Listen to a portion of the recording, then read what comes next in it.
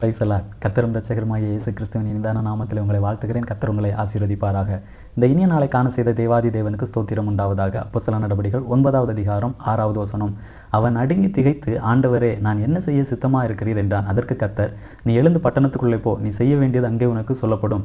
தமஸ்கு செல்லும் வழியிலே கர்த்தர் சவுலை சந்திக்கிறார். இந்த சந்திப்பில் சவுல் கர்த்தரிடத்தில் கேட்கக்கூடிய வார்த்தை, ஆண்டவரே, நான் என்ன செய்ய சித்தமாக இருக்கிறீர். கர்த்தருடைய சத்தம் கேட்டு கர்த்தருடைய சித்தத்திற்கு தன்னை அர்ப்பணித்து வாழ ஆரம்பிக்கிறார். அவருடைய விருப்பம் அறிந்து அவருடைய விருப்பத்தை அங்கே செயல்படுத்துகிறார். அதன் நிமித்தமாக தீமோத்தேயுவுக்கு பவுல் எழுதும் பொழுது ஒரு வார்த்தை சொல்லுகிறார். 2வது நிருபத்திலே 4வது அதிகாரம் 7, 8வது வசனங்களிலே வாசிக்கும் பொழுது, நல்ல போராட்டத்தை போராடினேன், ஓட்டத்தை முடித்தேன், விசுவாசத்தை காத்து கொண்டேன், இது முதல் நீதியின் கிரீடம் எனக்காக வைக்கப்பட்டிருக்கிறது. இங்கே ஒரு வார்த்தை சொல்கிறார், ஓட்டத்தை முடித்தேன் என்று. இவ்வளவு நிச்சயமாக இவ்வளவு ஸ்ட்ராங்காக சொல்ல காரணம், அவர் கர்த்தருடைய சத்தம் கேட்டு அவருடைய விருப்பத்தை கர்த்தருடைய சித்தத்தை நிறைவேற்றி கொண்டிருந்தார். அதனால தான் அவ்வளோ ஸ்ட்ராங்காக சொல்லுகிறார், ஓட்டத்தை முடித்தேன் என்று.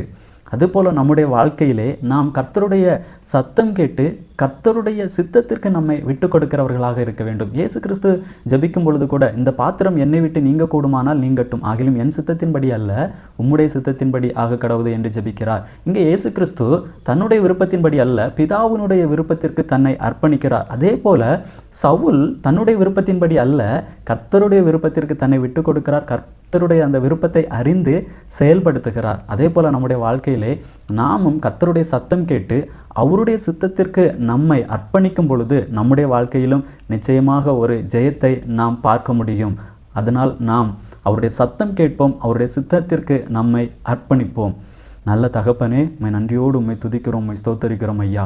உம்முடைய சத்தம் கேட்டு உம்முடைய சித்தம் செய்கிறவர்களாய் கர்த்தரங்களை மாற்றுவீராக. உம்முடைய விருப்பத்தை அறிந்து செயல்பட கர்த்தரங்களுக்கு உதவி செய்ய உம்முடைய நாமத்தை மகிமைப்படுத்தும்.